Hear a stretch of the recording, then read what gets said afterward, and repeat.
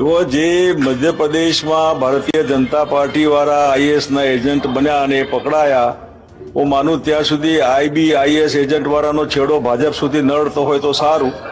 જ્યારે જ્યારે ઇલેક્શન આવે છે ત્યારે આવી રીતે ત્રાસવાદીઓ ગુજરાત પર હુમલો કરે છે, આવા એક જાતના ડ્રામા કહી શકાય એવા ભારતીય જનતા પાર્ટીની એવી સ્ટ્રેટેજી હોય છે. કંઈ બનતું હોય એને આપણે કન્ડેમ કરીએ છીએ, પણ ભારતીય જનતા પાર્ટી વાળાને આ મસાલો મરી જાય છે એમના પોતાના અસ્તિત્વ માટે.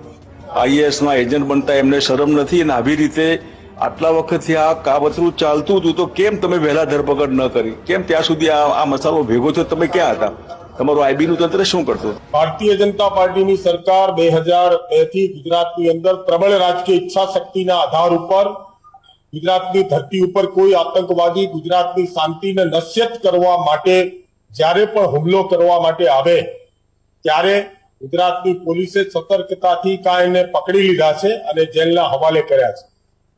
ભૂતકાળની અંદર આ પ્રમાણેના સિરિયલ બ્લાસ્ટ કે અન્ય પ્રકારના કૃત્યો થતા ત્યારે દેશ અન્ય રાજ્યોની પોલીસ સ્ટ્રોંગ વિલ પાવર નહીં હોવાના કારણે એને પકડી નહોતી શકી.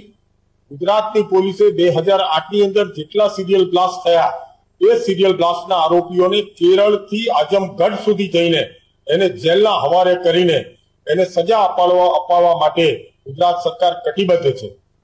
કલકત્તાના અમેરિકન કોન્સ્યુલેટ ઉપર થયેલા હુમલાના આરોપીને પણ ગુજરાતની એટીએસ પોલીસે પકડી છે. 1985 થી 90 દરમિયાન ગુજરાતમાં થયેલા આતંકવાદી આ પ્રમાણેના બોમ્બ ધડાકાના એક પણ આરોપીને કોંગ્રેસના શાસન વખતે એ વખતની પોલીસ દ્વારા પકડવામાં નહોતા આવ્યા. આ ભારતીય જનતા પાર્ટીની રાષ્ટ્રવાદી સરકાર છે. એની પ્રબળ રાજકીય ઈચ્છા શક્તિના આધાર ઉપર જ ગુજરાતની ધરતી ઉપર આવા કૃત્ય કરવા વાળાને અમે જેલના હવાલે કરવામાં સફળ રહ્યા છીએ.